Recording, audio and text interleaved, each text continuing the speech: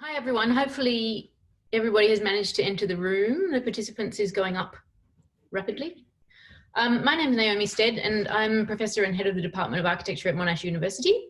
Welcome, we're really delighted to be here with you. It's really wonderful to know that many of our friends and collaborators from all over Australia and indeed some from across the world have joined us here, and lots of new people as well. Of course, I would like to start by acknowledging the traditional owners. Usually we say of the land on which Monash operates, the land and waters on which Monash University operates, which is the people of the Greater Kulin Nations. But in this case, we acknowledge the traditional owners all over Australia and acknowledge elders past and present. This event is a collaboration between Parlour and Monash University. And it's Parlour's first online event. So actually we're quite delighted by the fact that we can bring people together from across Australia, which we've never really been able to do before. But this is an experiment, so please bear with us. It's going to be a bit of an adventure, and it might be a bit glitchy this time round, but as you know, this is part of a series, and this one can be the first pancake, as it were. So we're really looking forward to the time when we'll be able to see you all in person again, but obviously we can use the digital tools that we have at our disposal. And this session is the first of a two-part starting series called Where Are We Now? Asking Where Are We Now? The idea is that these two conversations will canvass the situation we find ourselves in with the pandemic, the challenges, the opportunities, expected or unexpected. So the question really for many of you, what can we be doing next? And some later sessions will focus on more detailed advice on focused issues. So we're starting with the big picture, which of course includes our distinguished guest speaker, Misty Waters. It's really lovely, as Naomi said, welcome. It's really lovely to be here with everybody. And we're very, very pleased to have got this off the ground. So this session, as Naomi said, is part of a two-parter, and it's going to look at the world of work. Because for many of us, if not most of us, and probably all of us, the way we work has changed substantially in recent weeks and months. Some among us have found themselves without work. Others are very worried about what the future holds, and some are just so busy they can't have a minute to think. We've got a cohort of recent graduates and students who are really nervously waiting to see how they might start their careers under these really difficult circumstances. Of course, it's also an opportunity to reimagine the way we work and where we work and how we work. The argument for flexibility, for example, has been turbocharged in recent weeks. And when we return to the office, it won't be the same as the place we left. So there's an opportunity here to really remake how we work. And I would say in architecture, that's an opportunity we should be grasping with both hands. We have a lot of anecdote at the moment, but we don't have very much data about what's happening for people. The data we do have comes from two pulse check surveys run by the ACA, the Association of Consulting Architects, and I should acknowledge that I had a pretty big role in helping develop those.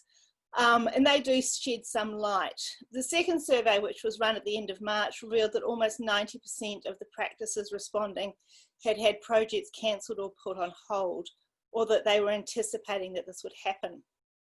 The overall value of the work cancelled just from the 333 practices who told us was around $5 billion.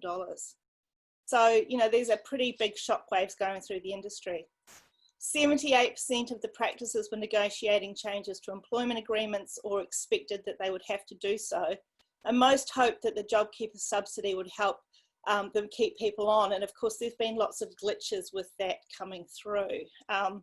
So we need more information on all of this. The ACA is intending to run another pulse check survey of practices at the end of this month. And here at Parlour, we're investigating partnering with the Architects Male Champions of Change group to survey individuals. So the ACA survey was about practices. We're really interested to know what the impacts on individuals are. So we don't know a great deal, but we do know a bit, and we know a bit from anecdote and informal discussions too. So to help us understand all of this, we're very, very happy and thrilled to have Misty Waters as our first speaker. Misty's been a keen supporter and an advisor to Parlour since the very beginning. When we first met her, she was the legendary practice manager at Bates Smart in Sydney. She had an extraordinary reputation for managing that practice very, very well. It was one of the practices studied by Jill Mathewson, our colleague, as part of her PhD. And Misty was a speaker, I think, if I'm right, at our first symposium back in 2012, maybe, and she wrote really helpful advice about part-time work from both the perspective of individuals and practices, and that's still available on our website, and I think still very valuable. So Misty is trained as an architect. She's now a principal at Bespoke Careers based in Sydney. Bespoke, as many of you will know, is a specialist recruitment agency working within architecture. Misty's been there for over 6 years. She mostly is focused on senior strategic roles, and she's worked with many of Sydney's more well-known architectural practices. She's incredibly knowledgeable and very generous. She also has 3 sons, and she tells us that she's very glad that the schools in New South Wales are going to be reopening next week. So welcome, Misty. And I think we should just dive straight in with the first question, really, which is, where are we? What's going on in the industry, and what's the impact been from where you sit? Oh, thank you both. Thank you for the words of welcome, both of you. Oh, look, it's been a huge 10 weeks. I think I would kind of count it as 10 weeks since COVID arrived. Definitely there was a massive shift, a total stop on recruiting from our side in those first few weeks. And lots of things have happened, as you all know. The huge shift to work from home, which I think most people are actually shocked at how well they've adapted with that shifting of almost overnight, thousands and thousands of staff to working from home. And a lot of them took their, sent their staff home with laptops or computers or monitors or chairs, all kinds of equipment went home with them really quickly. A huge sort of shift in trust and IT ability. So lots of good things, but then also, of course, there was some real fallout. We saw redundancies happening across, I'd say, probably about half of the studios in Sydney that, I don't have the data, but my feeling would be just over half made some redundancies, and others put their staff on reduced salaries or reduced hours. So there's lots of pain in there. When we got talking to lots of clients in the following few weeks, we kind of, and candidate, and people who'd lost their jobs or were still working, I was really relieved that the numbers of the redundancies in most cases were quite small. I have seen much bigger redundancies. And I think in many cases, people were panicking and possibly overreacting. I think, as the ACA figures would suggest, there was a lot of expectation that everyone was going to lose work. But already we're seeing it was more often the case that projects went on hold, and often they're actually starting to come back alive already. So I do think there's a big shift in mood in the last even week or 2 weeks, and nearly every architectural practice that we're speaking to is reporting feeling very, very busy. So does that answer kind of the beginning of that, the sort of early part of that question? So yeah, Misty, I was just going to say, I've heard anecdotally that some people actually have far more work than they want, because either contracts have been put on a rush, or the staff who have remained in practices are picking up work from others. Is that something you've heard? I've heard more so that, yeah, I mean, I think there's some really good things that are happening. So a lot of DAs are being fast tracked. I think DAs are coming out. I saw Hannah Tribe posted on Instagram this week that one of her houses had come through in 5 weeks, which is a record. And that's been well publicised, that government is trying to do its best to fast track all planning approvals where they can. And we're also seeing, I think it's in today's Telegraph, there's a list of the first 24, I think this is a second tranche of projects where government are really pushing money into the economy. So I think even though there's a lot of doom and gloom in the paper about the economy, I do think the architectural industry will be one of the better, earlier sectors to recover. And it might not be a perfect V, but I think there is already some really nice signs of recovery happening. And yeah, I mean, there were some practices who didn't lose a project, didn't let it go any staff, and actually, in one case I know, hired 4 people during the lockdown and hired them all kind of, remotely, which is extraordinary, on top of moving everyone out of the office. So it's quite patchy. It's strange. It seems to be very, very different according to the sector that practices are working in as well. Yeah, definitely. And I've also heard of people who were desperately trying to find staff, which seemed like a very... Send them to me. Send them to me. Or us. I told them to advertise on Parlour, but... That too. Do you think that, I know that you're based in Sydney, do you have a sense that of what's happening sort of geographically across Australia and the different places? It felt like, I mean, we have an office in Melbourne, as you know, and also we service Brisbane, and a lot of the bigger national clients have offices in Perth. So it's varied. It's hard to say. I think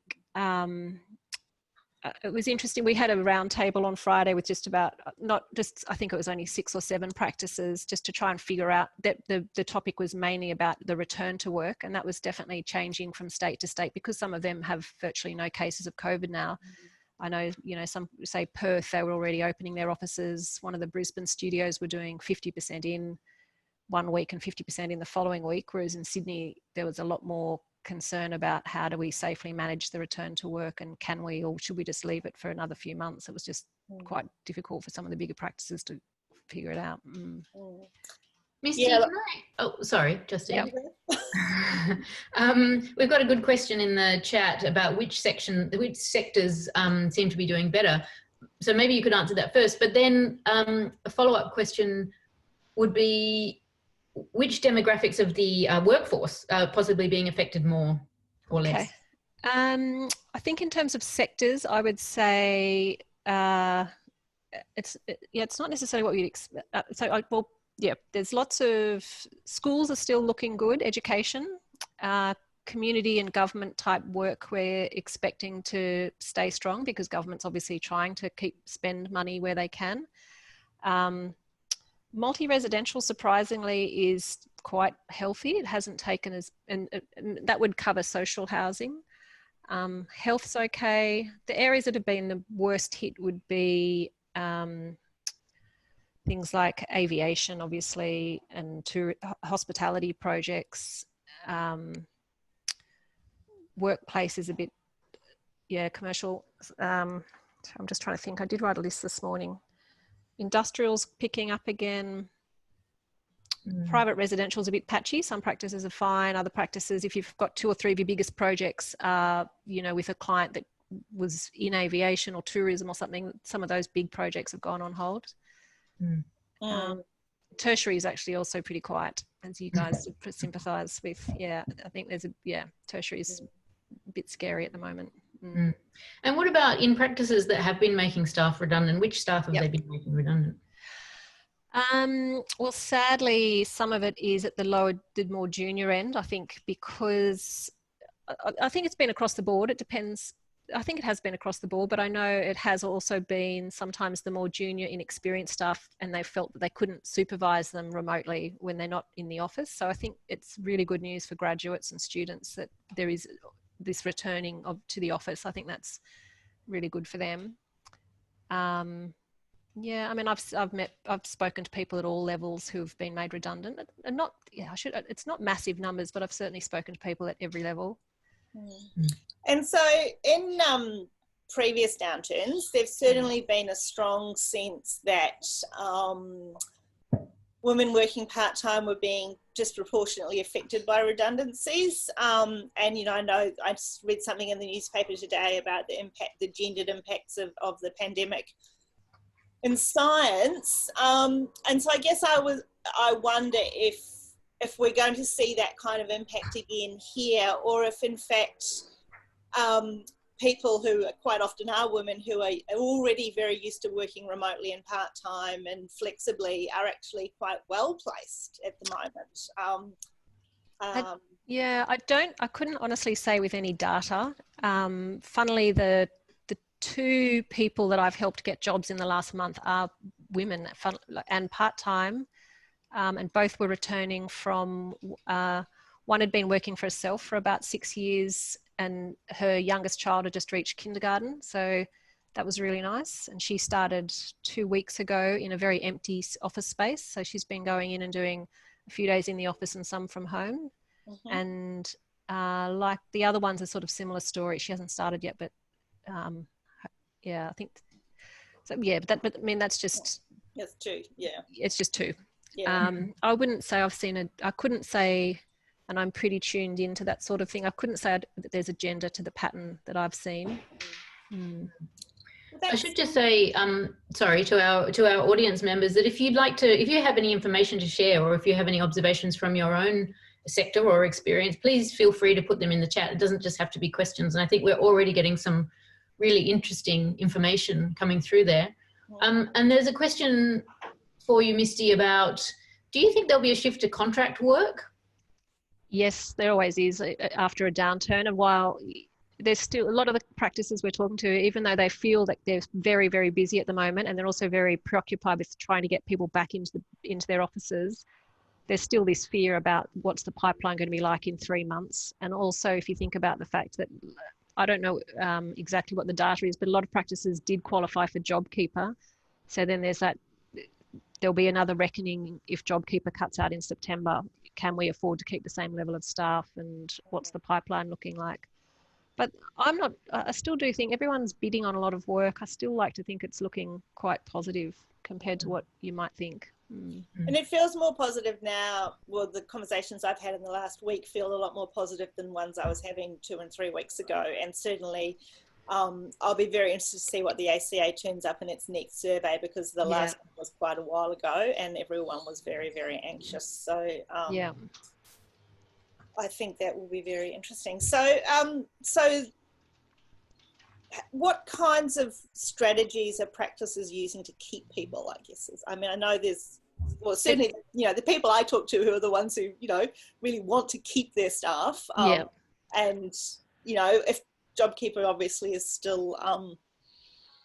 Look, I think the best practices are doing, you know, good things. Like they went out to their staff and said, you know, at the beginning of this, who would like to take some time off? Who can offer reduced hours? Was anyone already thinking about leaving? We want to know what we can do before we make decisions around redundancies. And I know that has saved some jobs, and also things like cutting, in some cases, practices have cut salaries by 10% or 20%, and some of those have and have not reduced hours. So there's some controversial topics in there to think about. Yes. I do think there's a fair bit of downward pressure on salaries right now. Yeah, I mean, I think if you're going to survive, it's the practices, the ones who will do best are the ones that do look after their staff well in this time, keep hold of the strongest team, and, you know, look after them. Yeah. Misty, we're having a couple of good comments and questions in the chat, and they have to do partly with the kinds of opportunities that might emerge from this. So, for example, Anita Morandini, hi Anita, is saying, if we're being so successful at remote working, what does that mean for us in terms of international markets and competition, and how do we turn that into an advantage rather than a threat? That's a really good question. I think even though I am a huge fan of working from home, and I like the combination of working from home a little bit, I don't think it works. I don't think architecture works completely working from home. I don't think we're going to be like a Facebook or a Twitter where we all work from home forever. And I don't think that's going to happen. It's a team sport. It's a very collaborative adventure. And certainly for graduates, it'd be a disaster if we went completely working from home. But it'd be great if, you know, I think people can see the benefits to their lifestyle and the environment and everything in so many ways of increasing the amount that we work from home. And if we move towards a model where everyone worked 3 or 4 days in the office and 1 or 2 days from home, for example, as a typical base, that would be fantastic. And I think that is really quite realistic. Yeah. And in some ways, that's the thing, isn't it? It's shifting what's considered to be the norm that you negotiate from. And that will place people in a very different position from the norm being presenteeism. Or whatever the norm, that if the norm is a kind of more mixed model, then that doesn't mean, I mean, some people might well be in the office all the time, and that's that suits them and it's great for everybody. But if the norm shifts, then the capacity to negotiate, I would imagine, also really changes. So that seems really Yeah, I think that's really exciting. I think that would be one of the most positive things that could come out of this, you know. Yeah. Yeah. Yeah. Also, Misty, what about positive outcomes in terms of people not having to constantly travel everywhere, and therefore the pool of potential clients being not only Australia-wide? I mean, we're hearing from Steve, I think. Hi, Steve. That he's not having to spend his life on airplanes, which is a wonderful thing. But also someone earlier said that it may assist us in terms of accessing international markets. Well, I'd be careful about that though, because the vice versa can happen too. It might suddenly, if we can outsource Australian graduates, then why don't we just outsource them overseas? You know, if you can have them, I don't know. Do you want, I don't know. It's a scary, it goes two ways, doesn't it? I don't know. It was interesting. I saw someone told me this week who's been shortlisted for the new Mirvac Tower in Sydney, and it was interesting that there are still international.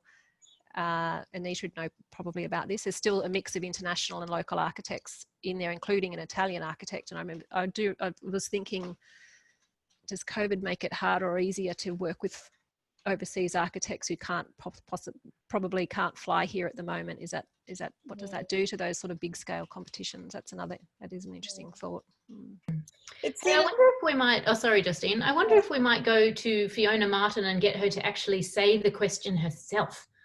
Yes. So Okay. Fiona, you just need to unmute yourself. Yeah. Hi guys. Hi Parlour, great work. I put that question in there because I was on a webinar yesterday. I'm a little bit webinared out, but this is great. It was around access to almost a global talent pool now. And Misty, just from your comment, then watch out. It works both ways. If we're taking the notion of work is no longer a place where you go, it's actually what you do. And also the fact that COVID has proven workers can be trusted and productive remotely. We know this is actually the hardest barrier for flexibility and working remotely, the trust and productivity. But this opens up the interesting prospect of a huge talent pool from afar now, like even just in our state, potentially somebody from Newcastle or wherever could be a Sydney employee. And if they had to come and do maybe 3 or 4 face-to-face meetings in a month or 2 months or whatever, then they could actually be an employee now, because this is the change in this candidate pool. And if you've got, what does that mean for our locals? Greater competition, and then even internationally, you know. But on top of that, if we do go down that path and have this remoteness and this electronic employee almost, what does that do to culture? Yeah, I can't see it going that far. I really do think you do miss out on a lot by not working in the same space. And I think people's performance drops when you're not seeing each other. You miss out on a lot of innovative ideas and collaborative. I don't think in architecture it would ever go that extreme, except for documentation, which documentation already has been, you know, a lot of firms already outsourced to Vietnam or the Philippines or I mean, it's offshored, but it could be onshored, if you know what I mean. I wonder if it also depends on the scale of the practice. Like, I know there, you know, winter architecture here in Melbourne, I don't think is been, from its very origins, has operated in different, you know, from a number of different places, and they seem, you know, it's very, very effectively as a smaller practice. So I suspect there might also be different kinds of opportunities for different scales of practices and different models. But certainly the concern about, you know, you just learn so much as a young architect or young graduate sitting there listening and on phone calls, and, you know, there's so much that's picked up by osmosis, and that's certainly something that, you know, again, the kind of conversations that I've been having that people are concerned about. Do you have any thoughts? I mean, we've been wondering, well, you know, what might one do collectively as a community to try and support those people, as much as, you know, having each practice trying to support their graduates? Are there kind of opportunities to sort of, you know, do this kind of thing again in a way that might help graduates pick up some of those, you know, that osmosis skills, you know, while we're in this process of going back to the office, and we're, you know, we're by no means there yet. Do you have any thoughts about? I don't know. I mean, I was recommending to someone this week that while there is this it's a small suggestion, but I do think that podcast series, The Business of Architecture, is fantastic. I don't know if all of you have been listening to that, but that would be, to me, almost like having a series of mentoring coffees, just listening to the life experiences of all those architects and their career paths. I think that's really valuable. I was trying to think, sorry, go ahead. I was talking to one of the directors of Cumulus in Tasmania about this the Finlay project in Tasmania has these lovely evening catch-ups, and we were talking about this, and that's she was suggesting a kind of drop-in session where, you know, you'd have someone who was a really great detailer available online at a certain time, and, you know, people would come along with their kind of queries and have that sort of open discussion. And so I think it's a really great idea. I'm just kind of can only organise one set of online events at a time. But I mean, I guess from, you know, for all those 100 and something people out there, if that was seen to be something that might be valuable, I'd really like to know, because we can always, you know, Parlour's got a platform, we can do things with it. I'm not being able to keep up with these questions. I don't know. Well, actually, I wondered if we might throw to Kieran Snooks, who I believe is one of mine, who has a question about the challenges particularly facing graduates, and I'll let you, please, Kieran, you say the question. That's right. Well done, Parlour. It's been fantastic. So I'm a recent graduate. I graduated from Monash Masters last year. And my sort of question is, I know from friends, the conversation is there is a bit of a anxiety about the next couple of months and potentially years, depending on how long this sort of goes on. But my question would be, from a sort of recruiter point of view, how does the recruitment industry sort of help graduates, or what advice could you give to sort of graduates? We've got some sort of standard tips that I could send to you or to anyone that are targeted more at graduates. But basically, so in terms of the COVID issue, I'd be saying it is going to be a little bit harder. I was trying to think about this because I thought this would come up today, and I thought I'd probably, in the short term, if you're looking for a job right now and you're a recent graduate, I would possibly target smaller and mid-sized practices sooner than the larger practices, ironically, because I think they are going to be back physically in their offices quicker and more smoothly than the bigger practices. The bigger practices have a far more challenge, much bigger challenge getting a sort of smooth process of return. And I think the other thing we always say to graduates is there's a big difference between a graduate with or without experience, but really, really important to have it's really boring, but really important to have either Revit or ArchiCAD, and really emphasize that. So if you don't have that, go and do a quick course on that before, you know, while you've got time on your hands. And just be really persistence. We've got a good question from Cindy Kwok as well. Cindy, would you like to say your question?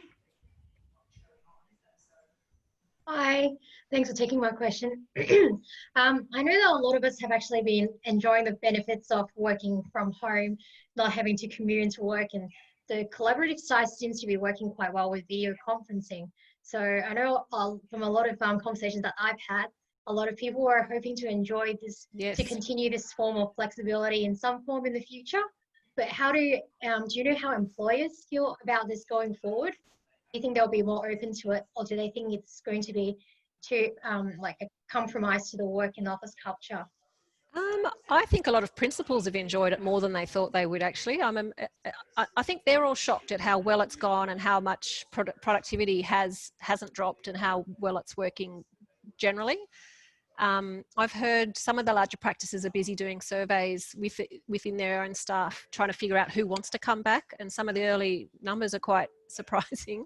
I think I've definitely heard at least twice that 75% said they don't want to come back, they just want to keep working from home permanently.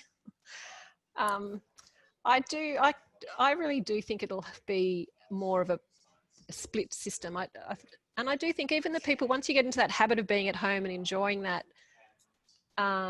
it's still not necessarily, there's still downsides to it. There's a lot of benefits, but I do think there is a cost as well, where you're not, And even for mental health, I do think over time there is still a lot to be gained by interaction with your team and getting to know other people who you might not directly be working with on Zoom on that one project, but you might benefit from hearing about and chatting to at work. And there's a lot of other benefits. So I would not be advocating for 100% work from home. Yeah, I don't know, but it's personal. Certainly the employers that I've been speaking to, some of them are maybe the same ones you've been speaking to, Misty, but you know, through the Male Champions of Change, for example, that group is very aware that there's a big opportunity here, and some of those people had been you know, really advocating for flexible work for a long time and not always being well received by their partners, and now that's kind of gone out the window. My feeling too is that those practices that were already had some systems in place around working flexibly already were working across geographies, and therefore were already set up for things like video conferencing, already, particularly ones who are working internationally, already had a lot of the systems in place. And so were very, you know, quite well positioned when this all happened, and also were really using that to market themselves to get in more work in the middle of this. So I feel like, but I think working from home and working flexibly in this current environment is a bit different than in a kind of you know, I suppose more normal times. I mean, I've worked from home for 8 years, but it's very different working from home when everyone else is here doing that as well. And I'm not in my office right now because my partner's giving a lecture in it. And, you know, I think one of the things of working from home is you do kind of need that social interaction. And when that's shut down, it becomes a different thing. But I really feel like there's a lot of opportunity. And I think, again, what some of these topics, hopefully we'll flesh out more in some subsequent events like this. I'm just trying to look at all these thousands of so many great questions and comments. Helen. Misty, I wondered if we could return in a minute to questions of mental well-being and self-care and what practices are doing to look after their workforces. But we do have a number of really good, well, if you don't mind asking that first, we'll kind of work out where we're going to go to after that.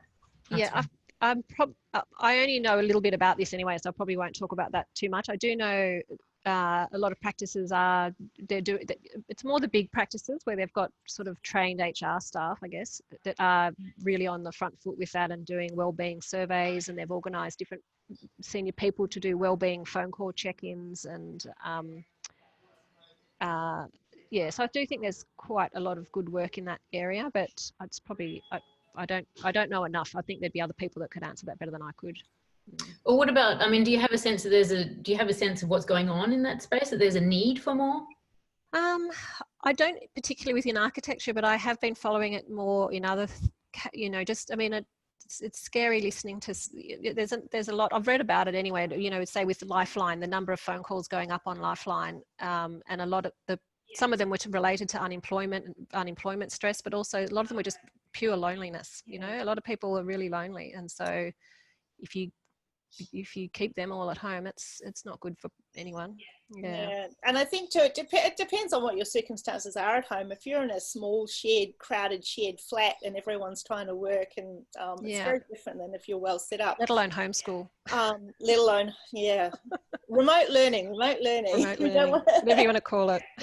Yes. On that front, I think we should all take a moment to congratulate Naomi Stead, who's just got a giant grant to investigate mental wellbeing in architectural practice. So fantastic. We're looking forward to a lot more information on that. One thing that did come out of the ACA survey, the most recent one, where we asked about mental wellbeing, was the results were quite positive. People were finding that things were better than they'd expected.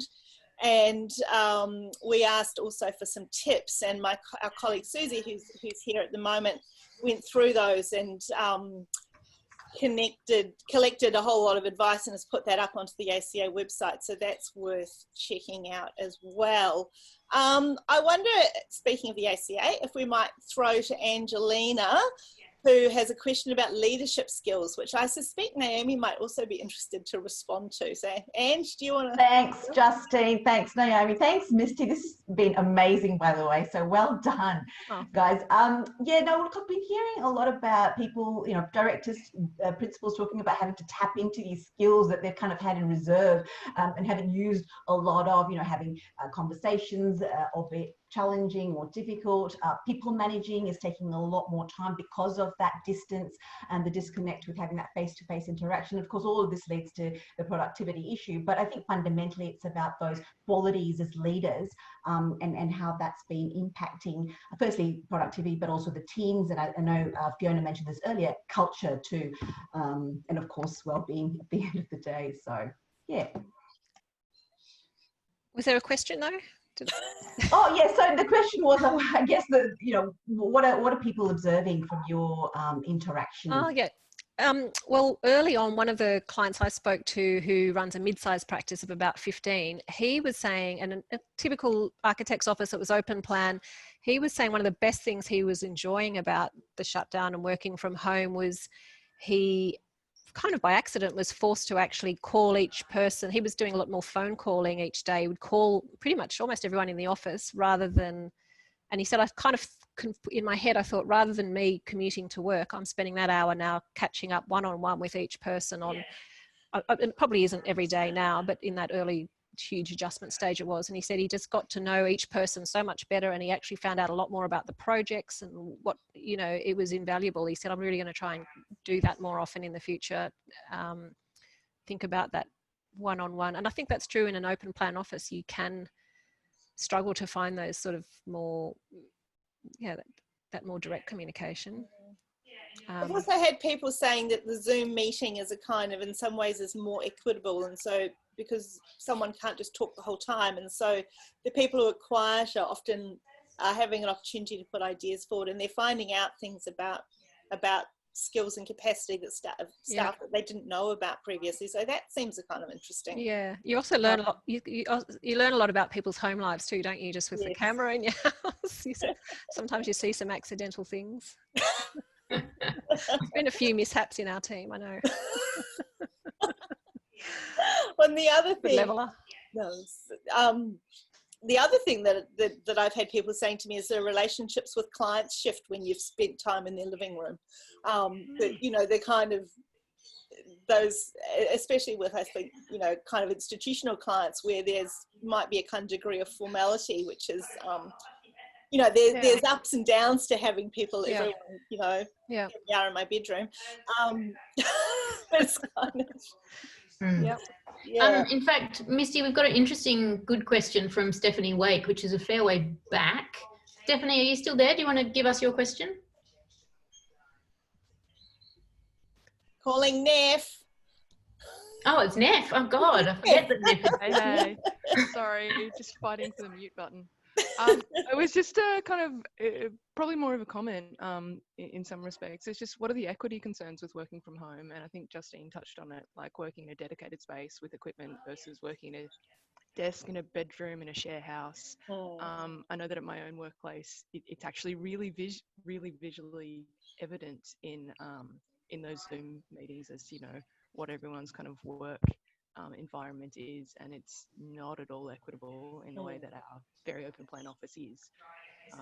Can I just check that everyone could hear that? Can some people nod for me if you could hear that? It was a bit quiet for me. Yeah, all right, good, thank you.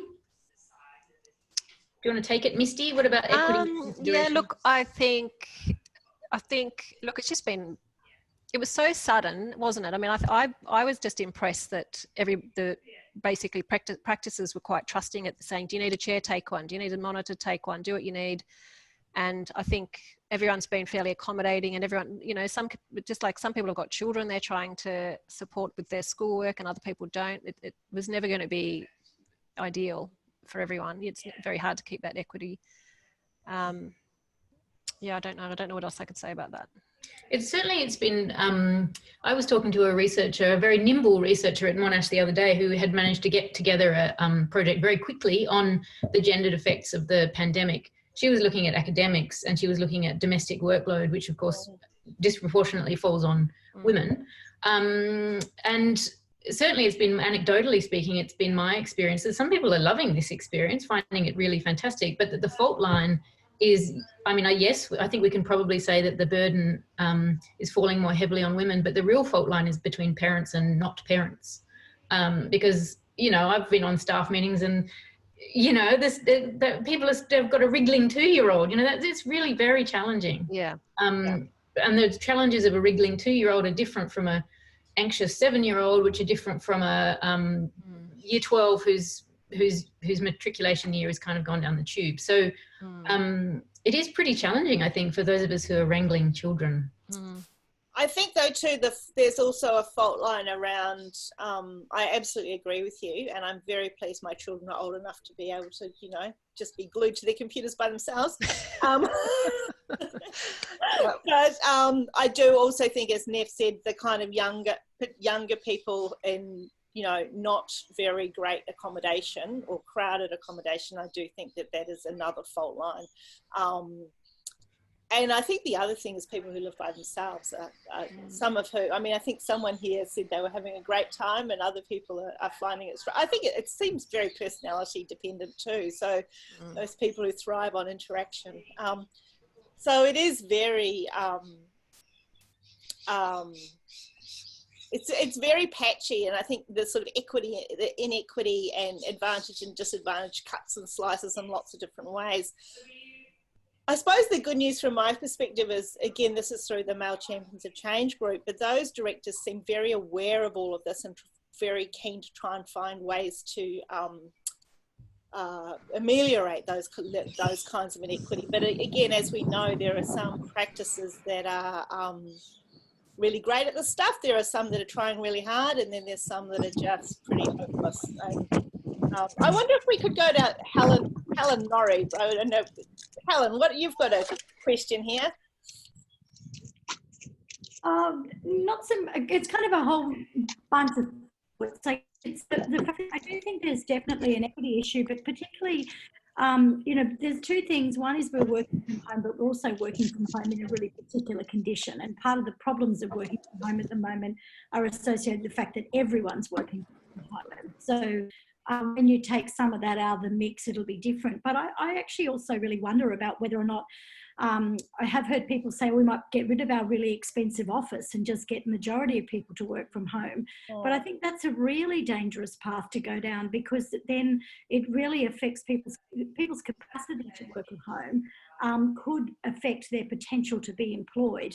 And I think that's a really, really big issue that we've got to look around, because even in our university, we no longer have telephones. We have to talk through Skype, so you use your mobile phone. And at the moment, we're all using our heating. So when you start to shift the practice expenses back to the individual, I think that's something, there'll be a lot of issues around the workplace HR that will open out. Don't you think, Misty? I do. I was speaking to someone yesterday who runs a practice of about 75, and also just talking to these other big practices. It hadn't occurred to me until about, it's only really sinking in just how complex it is. I think it was actually, in hindsight, much easier to send everybody home really dramatically than it will be. It's actually going to be much harder to bring them back. It's so complicated at the moment, because you've got, say, for example, the person I was speaking to yesterday, he said we've got, we only had 40 laptops, so we couldn't give everyone a laptop. Some people had computers at home and some didn't. So if we start talking about bringing people back in part-time and giving everybody, say, 2 days in the office and 3 days at home, that doesn't really work, because they can't bring their monitor with them 2 days a week and then take it home again. And then you've got some people that are uncomfortable with public transport, and some that are close enough that they can get in without the public transport. And you've got, there's just so many kind of layers of, some have got more health concerns than others.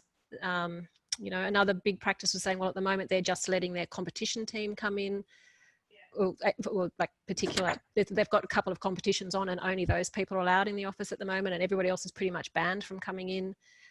So it's just really complex. I think there'll be, so the next 2 or 3 months, or I don't know, I think there's going to be changing issues as we roll through. And once the pandemic's completely gone, that'll be also a really interesting time to see. Then that's much simpler, because then you just decide, right, how do we want to do this? But right now you've got all these other, there's probably going to be other flare-ups of the health issue. So what do we then do? And someone in the office does have a false alarm or a real alarm with COVID. So yeah, it's really complicated.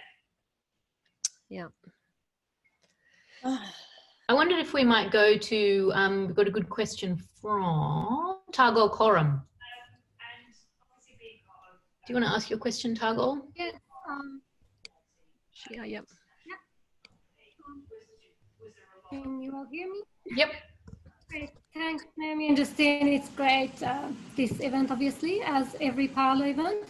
My question was about women being able to get more management and leadership roles, because what I'm observing is that in my work environment, we always design and also manage construction sites, but I keep hearing this conversation over and over again as if my male co-workers, they are kind of trying to prove that they're better project managers, and they're questioning our ability to manage that. And I'm wondering if that's something that we see happening like broadly, that there's a difference between being a project manager and a designer, and there's more competition for people trying to manage sites, and it will make it more difficult for women to get to project management, leadership in general, because there's more competition in the market.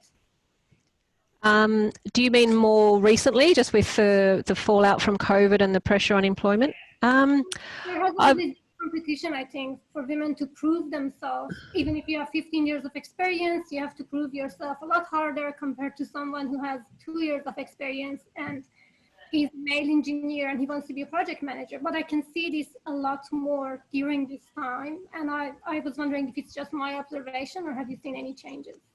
I think it's a bit too soon to say. I'm not sure. I think, I think because of the good work of the Champions of Change and Parlour, we get a lot more requests now for senior women, and they're very self-conscious. The mid and larger firms are now very self-conscious about their female leadership numbers. So I regularly, because I mainly work with requests for senior people, I get requests all the time for women. Have you got any women? Can you include women? So, but having said that, it still is definitely true that it is tough. Yeah, I'm not sure how to answer that. Well, Sorry, what was that, Justine? Ty, would you want to answer? Did you want to say something else?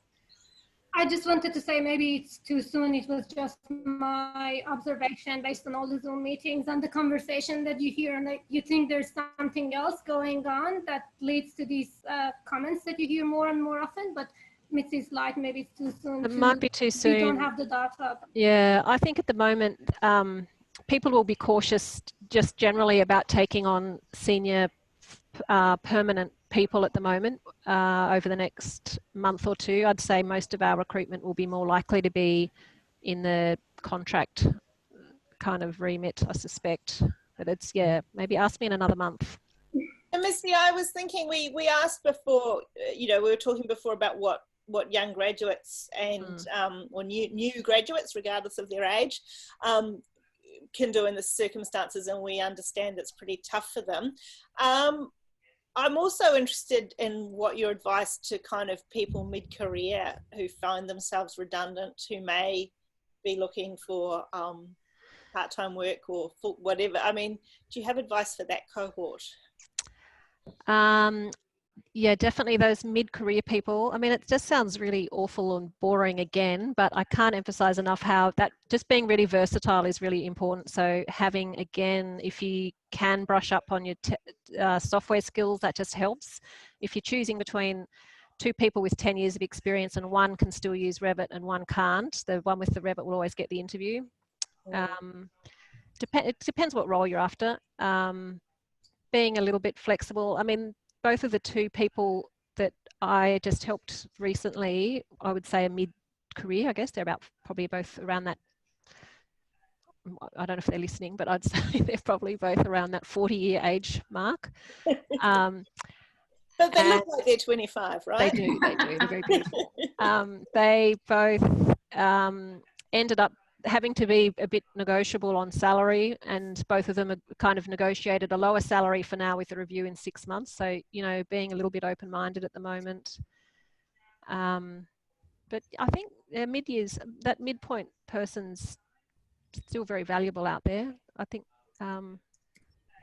yeah, I mean, I think if because the market has been slow, I've been encouraging people, it is more competitive. So just put that little bit of extra time into making sure your portfolio is as good as it can be, your CV is really clear. If you're struggling, then maybe do go and brush up on your software skills. Be versatile, because no one's sure what the market's going to be doing. So you want to be able to tick as many boxes as possible and be as useful as possible, I guess. Sorry, we're coming to our 5 minutes to go point. Did you want to ask the final question, Justine? No, I just wanted to make a point and then you can do that. I just wanted to say that I think one of the things that Naomi, you and I were thinking about when we set this up was that we would also have a quite practical session on how to brush up your CV. So the kinds of general comments that are coming out here, hopefully we'll be able to pick those up with some quite focused nitty-gritty stuff as well as some of the big picture. Yep. One definite quick thing I'd say for graduates, one mistake we often see graduates make is they'll attach some samples of their university work that they're really proud of, which is beautiful, and they should include it, but they don't show any of this is where they've got a little bit of experience in a practice. They don't show that the work that they've gained, any sort of imagery from the work they've done in a practice, because they think it's not their work or it's not very beautiful. It's just sort of black and white markups or drawings, and that's it's sort of the wrong way around. You actually really want to emphasize whatever tiny speck of experience you've got. You really want to emphasize that more strongly, because that's the bit that looks the most useful to a hungry employer. That's excellent advice, Misty. Thank you. There's some real corkers in the questions which we won't have time to come to. And in fact, Misty, I'm going to give you a choice. We've got time for one more question, and you can either answer, how are you doing personally, or do you think the pandemic is actually leading to the creeping expansion of a long hours culture, which I am certainly observing for myself? The pandemic is such a moving thing at the moment. It's really hard to say. Possibly because people are worried about their jobs. I'd say I'm doing more hours than. Yeah, I don't know. It's a funny time. It's also hard, I think, because I've had a difficult 12-year-old at home who doesn't like doing remote learning. It's really hard. My day is so kind of, you're chopping and changing between looking after that and trying to do your work. So it's hard to keep a measure on where your hours are, and what, you're all over the place. Well, you answered both questions at once. That was quite brilliant. I don't know about that. Justine, do you want to introduce our next event? Sure. Okay, so next Friday, same time, same bat time, same bat place, as they used to say when I was a child. I'm showing my age. We're going to take a similar kind of approach, a sort of broad brush conversation, but that will be looking at the kind of state and state of the profession, the kind of opportunities, challenges, etc. And that will be with Helen Lockhead. So I kind of see these as a two-parter, these overviews to start with, today about workplace, that next week about the kind of broader issues of the profession.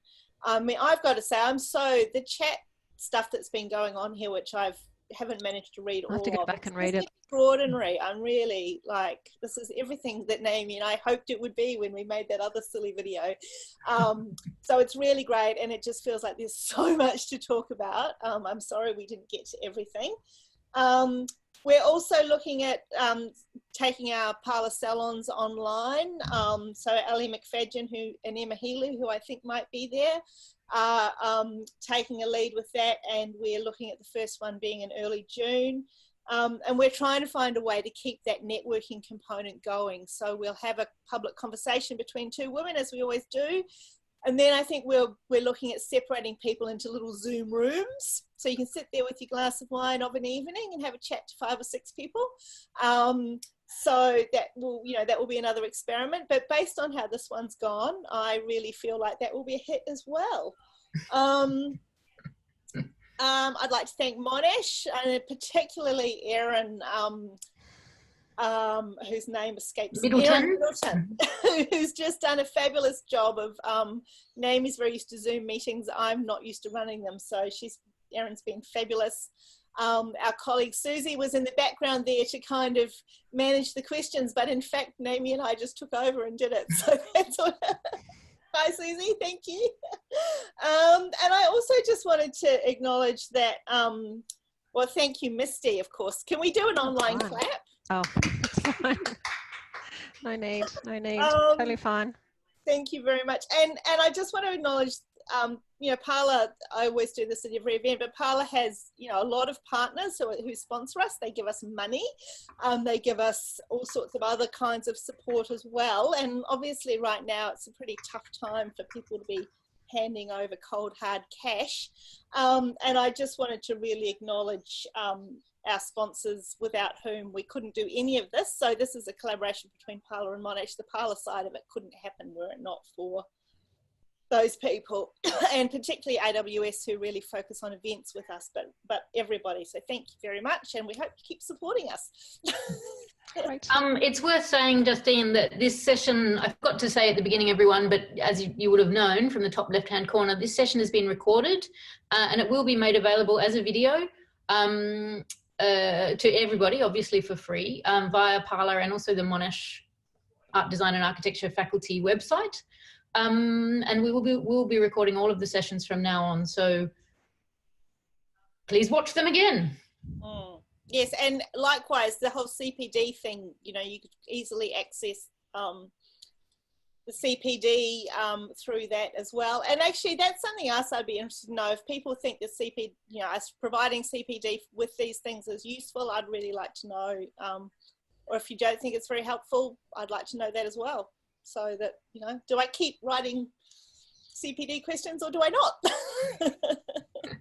All right, well, look, thank you so much, Misty. Thank you, everyone, for coming. It's been so wonderful to see you all. There's a lot of love coming through the chat, which is also fantastic. Thank you. Very nice to look at the gallery view and see everyone there. Yeah, it was great. Thank you. Thanks for having me. All right. It's fun. Thanks, Misty. Bye, everyone. Bye.